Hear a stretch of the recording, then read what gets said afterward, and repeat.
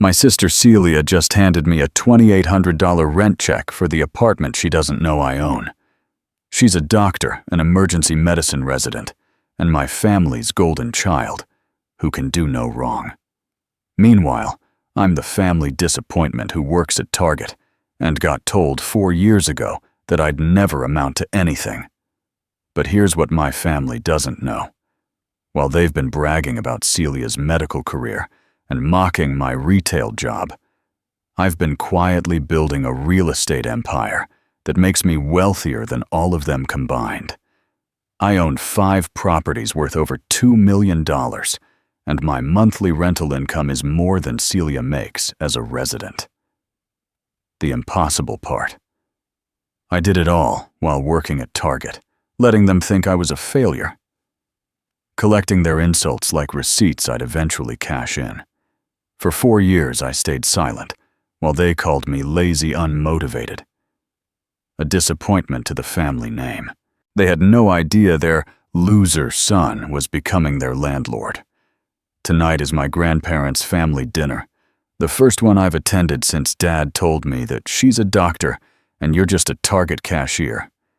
I'm sitting here with property deeds in my briefcase, bank statements showing 7-figure assets, and a legal document that's about to blow their minds. Because 3 months ago, my grandfather Walter made me the trustee of their entire estate. The same grandparents who've been paying rent and insurance to me for the past 2 years, not knowing I was the one keeping them financially afloat, while my parents bragged about their successful daughter. They're about to learn that the family disappointment signs the checks that keep their world running, and that their precious golden child has been paying rent to her failure brother all along. Sometimes the quiet ones are playing a completely different game. Let me tell you how I became the family disappointment. From the time we were kids, the dynamic was crystal clear. Celia was the star, and I was the understudy, who never got called to perform. She got piano lessons. I got hand-me-down books. She got a car for her 16th birthday. I got a lecture about responsibility and a bus pass. When college time came around, the difference was staggering. Mom and Dad wrote a check for Celia's entire medical school tuition, $200,000 over 4 years, no questions asked. Meanwhile, I was handed a community college brochure and told that practical education builds character. They funded her dream while I funded my own reality. Even at family dinners, the seating arrangement told the story. Celia sat to Dad's right, the place of honor, where she could regale everyone with stories from her classes, her rotations, her brilliant future. I sat wherever there was space left, usually next to the serving dishes, where I could be useful without being noticeable. Celia could do no wrong, and I could do no right. My parents especially. My father were obsessed with status in a way that bordered on pathological. Dad worked middle management at a regional insurance company, but the way he talked about professional networking and career advancement, you'd think he was running Fortune 500 companies. Mom's social circle was built entirely around bragging rights, whose kid got into the best school, whose daughter landed the most prestigious residency. They measured success by job titles and starting salaries, not by actual accomplishment or financial results. A doctor was always better than a business person. A business person was always better than a tradesman, and everyone was better than retail. Their hierarchy was rigid and absolute, with no room for nuance or unconventional paths to success. They measured worth by job titles, not actual results. So when I graduated high school with decent grades, but no clear direction, I did what made sense to me. I got a job. Target was hiring, the hours were flexible, and it would pay my bills while I figured out my next move. I enrolled part-time at community college, taking business and finance classes at night, paying my own way with my hourly wages. My parents saw failure, where I saw opportunity. They saw dead-end retail, where I saw flexible scheduling that let me learn about money investing and building wealth. While Celia was accumulating debt for her prestigious education, I was accumulating knowledge about how money actually works. I worked weekends and evenings, lived below my means, and saved every dollar I could. My coworkers thought I was crazy for driving a 15-year-old Honda when I could afford better. My family thought I was lazy for not pursuing a real career. While they planned careers, I planned my freedom. The moment that changed everything happened at a family barbecue 4 years ago. It was one of those summer gatherings where extended family comes together, and everyone's supposed to catch up and celebrate being related to each other. I was 22, working at Target for about a year, taking my community college classes, and actually feeling pretty good about my progress. Celia had just finished her first year of medical school and was home for summer break. She was glowing with that first-year medical student confidence, dropping terminology into casual conversation and basking in the endless parade of relatives asking about her studies. I was manning the grill, keeping quiet. When my uncle asked what I was up to these days, before I could answer, Dad jumped in with that tone he used when he was about to make a point. "Marcus is working retail," he said loudly enough for the entire patio to hear. "Still trying to figure himself out, I guess." "Dad, I'm also taking business classes," I said, flipping a burger and trying to keep things light. "Business classes at community college," he corrected, like I'd tried to lie about attending Harvard. "Not quite the same as medical school, is it?" That's when Celia walked over with her latest boyfriend, some guy from her anatomy study group, and Dad's whole demeanor shifted to presentation mode. "Now this is what I call success," Dad said, putting his arm around Celia. "Emergency medicine track dean's list already talking to hospitals about residency programs. We couldn't be prouder." The boyfriend asked what I did, and before I could answer, Dad delivered the line that would echo in my head for years. "She's a doctor, and you're just a Target cashier." The way he said it wasn't meant to inform. It was meant to categorize, to establish hierarchy, to make sure everyone present understood exactly where I ranked in the family pecking order. Celia looked uncomfortable for about 2 seconds before accepting another round of congratulations. The relatives nodded and moved on to safer topics. I finished grilling in silence, helped clean up, and drove home knowing something fundamental had shifted. This wasn't just sibling rivalry or parental disappointment. This was a public declaration of my value to my family. Useful for manual labor, unsuitable for bragging rights. That night, I made a decision that would define the next 4 years of my life. If my family wanted to judge me based on job titles and traditional success metrics, fine. But I wasn't going to sit there and be their designated failure story anymore. I decided to let my success do the talking. So I stopped showing up. Christmas dinner, Easter brunch, birthday parties, graduation celebrations. I politely declined them all. When pressed for reasons, I kept it simple: work schedules, school commitments, other plans. I wasn't dramatic about it. Wasn't making grand statements. I just quietly removed myself from the equation. The family's reaction was predictable. Mom would call every few weeks asking when I was going to stop being so sensitive and rejoin the family. Dad's approach was more direct. I was being petty, holding grudges, making everyone walk on eggshells because I couldn't handle a little honest feedback about my life choices. "We're just worried about you," Mom would say during these calls. "You're isolating yourself from people who love you." But love wasn't the issue. Respect was. And you can't demand respect from people who've already decided you don't deserve it. They called me petty for missing Christmas dinner. While my family was having these conversations about my attitude problem, I was having different conversations entirely. During my breaks at Target, instead of scrolling through social media or complaining about customers, I was reading real estate investment books from the library. Rich Dad, Poor Dad, The Millionaire Real Estate Investor, Building Wealth Through Real Estate. I devoured anything I could find about property investment, rental income, and building passive wealth. I watched YouTube channels about house flipping, analyzed rental markets, and started recognizing the difference between assets and liabilities. My coworkers thought I was studying for college exams. Actually, I was getting an education that community college couldn't provide, learning how money actually grows instead of how to get a job working for someone else's money. I studied investments during my Target breaks. The breakthrough came 8 months after the barbecue incident. I'd saved $15,000 from my Target wages living at home and banking almost everything I earned. I found an $85,000 duplex in a working-class neighborhood about 20 minutes from downtown. It needed some work, but the numbers made sense. I could live in one unit and rent out the other.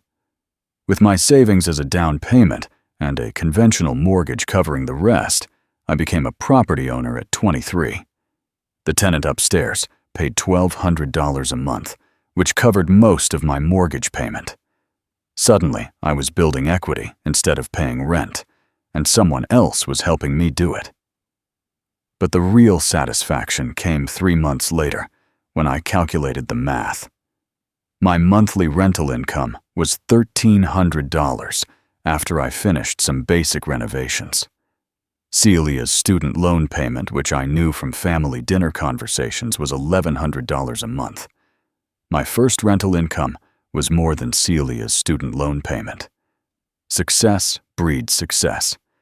And once I understood how the real estate game worked, I couldn't stop playing it. 18 months after buying the duplex, I found a second property, a small, single-family house that needed cosmetic work, but had great rental potential. I used the equity I'd built in the duplex as collateral for the down payment, and repeated the process. By year 3 of my family's silence, I owned 3 rental properties. My monthly passive income was approaching $4,000 more than I was making at Target. But here's the thing, I kept the Target job, partly because I actually enjoyed the work and the flexibility, but mostly because it was the perfect cover for what I was really building. Nobody suspects the guy in the red vest of being a real estate mogul, and that anonymity was worth more than any corner office. I owned 3 properties before Celia finished residency. While I was systematically building wealth, my family was systematically ramping up their criticism of my absence from their lives. What started as disappointed phone calls evolved into full-scale intervention attempts. Aunts and uncles were recruited to reach out. Cousins were enlisted to casually bump into me and report back on my mental state. The narrative they constructed was that I was depressed, antisocial, probably struggling financially, and too proud to ask for help. They'd stage concerned conversations at family gatherings about how worried they were about me, how I was wasting my potential, how someone should probably do something before I ended up homeless. Marcus is going through a phase, Mom would tell relatives. He'll come around when he realizes he needs his family. The irony was delicious. While they were planning any interventions for my supposed failures, I was planning my next property acquisition. They stopped inviting me, but kept complaining I never came. Then, in year 4, opportunity knocked in the most unexpected way. A small apartment complex went up for sale downtown. 12 units, well-maintained, fully occupied. The asking price was within my reach if I leveraged my existing properties and brought in a partner for part of the down payment. I was reviewing the tenant list when I saw a familiar name on one of the applications. Celia Coleman, emergency medicine resident, monthly rent, $2,800, excellent credit references from the hospital. She was moving out of her shared apartment with roommates and into her own place to focus on her residency. My sister had applied to rent from me without realizing it. She'd gone through the property management company, submitted all her paperwork, passed the credit check, and signed a lease. The management company handled everything. I was just the guy who signed the checks and made the big decisions. For months, I'd been her landlord while she lived in my building, and she had no idea her failure brother was collecting her rent money every month. Celia applied to rent my apartment without knowing it. The call that changed my entire relationship with my family came from an unexpected source, my grandfather Walter. It was a Tuesday afternoon, and I was reviewing maintenance requests for my properties when my phone rang. "Marcus, I need to talk to you about something important," Grandpa said, his voice carrying that serious tone he used for family business. "Can you come by the house this weekend?" When I arrived, I found him sitting at his kitchen table with a stack of legal documents spread out in front of him. Grandma June was there too, both of them looking older than I remembered, but sharp as ever. "Son, we've been watching what's been happening with this family for the past few years," Grandpa said. "We know you've been staying away from gatherings, and we know why. We also know more about what you've been doing than your parents realize." He slid a document across the table. "I'm making you the trustee of our estate. The house, the investments, the life insurance policies, everything. When something happens to us, you'll be the one making the decisions." I stared at the paperwork, seeing my name typed in legal language as the person responsible for managing their financial legacy. "Grandpa, I don't know what to say." "You don't have to say anything. We trust who signs the checks, not who gives the speeches." Grandpa Walter made me trustee of their estate. What my grandparents knew, and what my parents had never bothered to discover, was that I'd been quietly taking care of their practical needs for months. When their property taxes came due, I paid them.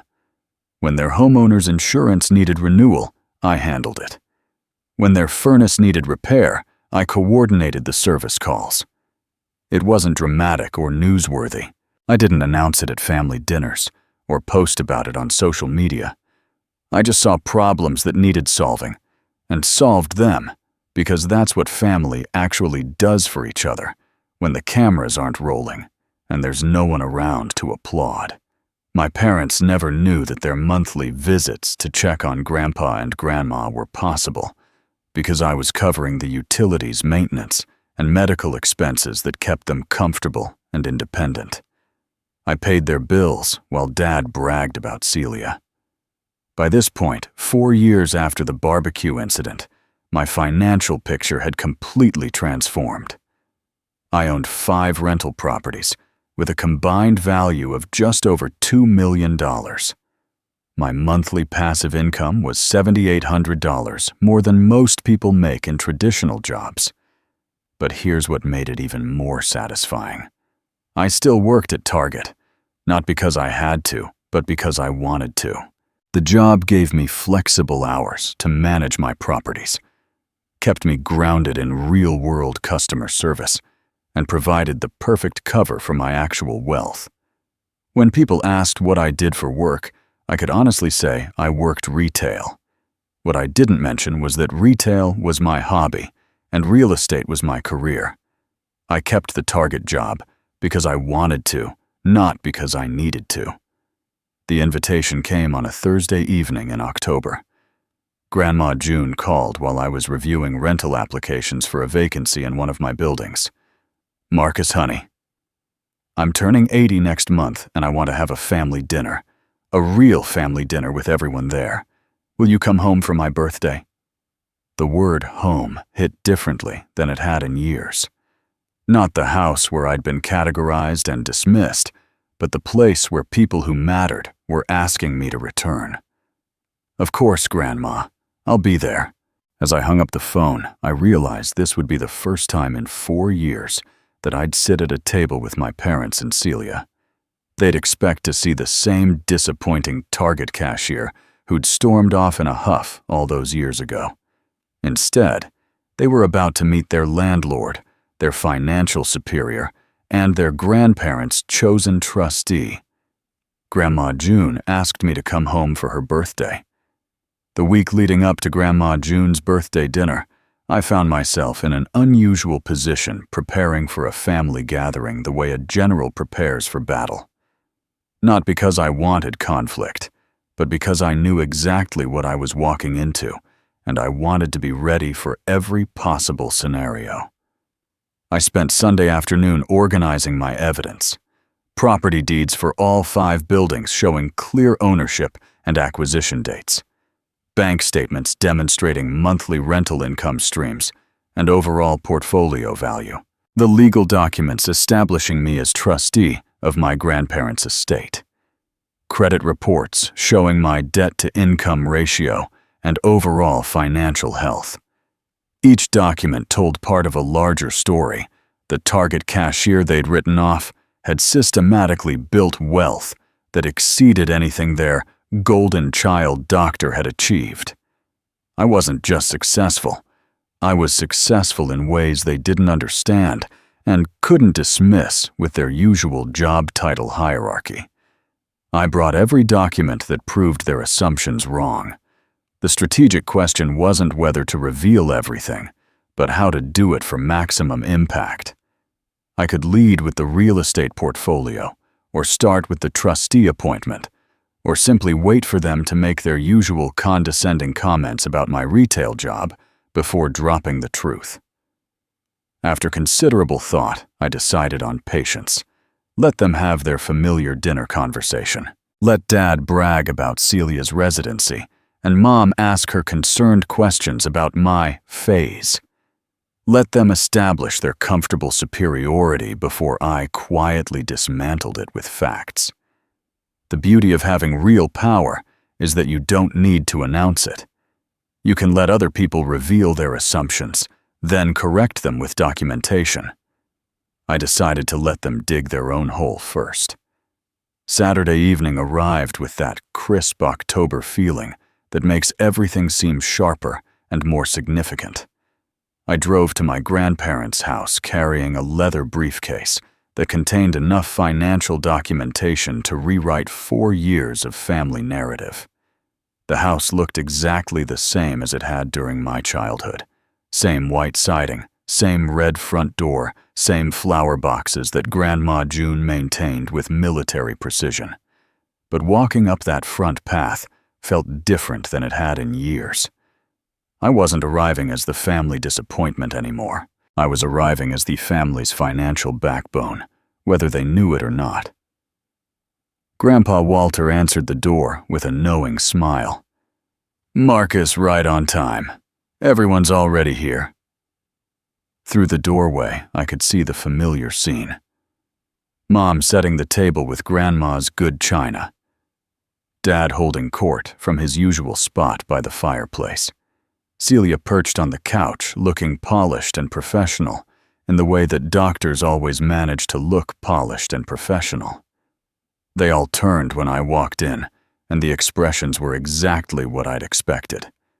Surprise that I'd actually shown up. Caution about what my presence might mean for the evening's dynamics. A hint of condescension that suggested they were prepared to treat me like the same disappointing kid who'd walked away from their barbecue 4 years earlier. They looked at me like I was visiting from another planet. Dinner started exactly the way I'd predicted it would. We gathered around Grandma June's dining room table, the same one where I'd eaten countless childhood meals, and fell into the familiar patterns that had driven me away 4 years earlier. Dad carved the roast, while delivering his opening commentary on family achievements. Celia's been absolutely crushing it at the hospital. Emergency medicine is no joke. The hours, the pressure, the responsibility. Takes a special kind of person to handle that level of stress. Celia beamed from her seat at Dad's right hand, exactly where she'd sat as a kid. The attending physicians have been really impressed with my diagnostic skills. Dr. Martinez said, "I have natural instincts for emergency care." And the financial rewards are starting to show, Mom added, passing the mashed potatoes. Celia just signed the lease on her dream apartment downtown. 2-bedroom, beautiful building, really upscale area. They all turned to look at me with that mixture of pity and expectation they'd perfected over the years. This was the part where I was supposed to offer some update on my own life that they could politely acknowledge while internally comparing it unfavorably to Celia's obvious success. "And Marcus," Dad said with that tone of forced inclusion, "you're still working at Target, right? Still figuring things out." Dad said Celia just bought her dream house while I'm still at Target. I set down my fork and looked across the table at my sister. "Celia, how do you like the apartment? The one on 5th Street?" "It's perfect," she said, her face lighting up. "Great location, responsive landlord, beautiful building. I'm paying $2,800 a month, but it's totally worth it for that neighborhood." "I'm glad you're happy with it," I said quietly, "because I'm your landlord." The silence that followed was the kind you feel in your chest. Celia stared at me like I'd just spoken in a foreign language. Mom's fork stopped halfway to her mouth. Dad's confident expression shifted to confusion. "What are you talking about?" Celia asked. I reached into my briefcase and pulled out her lease agreement, sliding it across the table. Her name was clearly visible, as the tenant mine clearly visible as the property owner. "You've been paying me $2,800 a month for the past 8 months, I said. "The property management company handles the day-to-day stuff, but I own the building." I asked Celia if she liked the apartment I own. Dad grabbed the lease agreement and studied it like it might be some kind of elaborate forgery. "This doesn't make sense. How could you? When did you?" "That's just one property," I said, pulling out the complete portfolio documentation. "I own 5 rental properties with a combined value of $2.3 million. My monthly passive income is $7,800. I spread the property deeds across the table like playing cards. Each one showed my name as owner. Each one represented months of careful planning and strategic investment, while they thought I was wasting my life in retail. "This is impossible," Mom said, her voice barely above a whisper. "You work at Target." "I work at Target because I choose to, not because I have to. The rental income from my properties is more than most people make at traditional careers. I kept the Target job because it gives me flexibility to manage my real estate business." The expressions around the table were shifting from confusion to something approaching shock. The family narrative they'd constructed about my failure was collapsing in real time, and they were struggling to process the implications. I owned 5 properties worth more than Dad's salary. But I wasn't finished. I reached back into my briefcase and pulled out the legal document that would complete their education about our family's actual dynamics. "There's one more thing you should know," I said, placing the trustee paperwork on top of the property deeds. "Grandpa Walter appointed me as the trustee of their estate 3 months ago. Their house, their investments, their medical decisions, if they become unable to make them, it's all under my legal authority now." Dad's face went completely pale. "That's not possible. We're their children. We're the ones who visit them every week." "You visit them every week in a house where I pay the property taxes and insurance," I said calmly. "I've been covering their major expenses for 2 years, while you focused on bragging about Celia's achievements." Grandpa Walter spoke up from the head of the table, his voice carrying the weight of someone who'd been waiting for this moment. "I made Marcus trustee because he's the one who actually takes care of business. He doesn't just talk about family responsibility. He signs the checks that make it happen. Grandpa made me trustee because he trusts who signs the checks." The aftermath of my revelation was like watching a computer trying to process information that didn't fit its programming. Dad kept picking up the property deeds and putting them down, as if changing the angle might make them say something different. Mom stared at the lease agreement with Celia's signature, like it was written in hieroglyphics. Celia herself looked like she was experiencing some kind of cognitive dissonance. The brother she'd dismissed as a retail failure was not only financially successful, but had been her landlord for months without her knowing it. "I don't understand," she said finally. "When did this happen? How did you—" "Why didn't you tell us?" "Because you never asked," I said simply. "You assumed you judged, and you built your opinions around what you wanted to believe, rather than what was actually happening." Dad was still struggling with the basic facts. "You're telling me you actually own Celia's building? You're not just making this up to prove some kind of point." I pulled out my phone and showed him the property management app where I could see all my rental income maintenance requests and tenant information. Celia's unit was right there, payment current lease renewal coming up in 4 months. Dad asked if I was lying about owning Celia's apartment. The conversation that followed was exactly what I'd expected, a mixture of defensiveness, justification, and attempts to minimize what I'd accomplished. Dad suggested I'd gotten lucky with real estate. Mom wondered why I'd hidden my success instead of sharing it with family who could have been proud of me. But the questions revealed everything I needed to know about how they'd treated me and how they'd continue to treat me if I let them.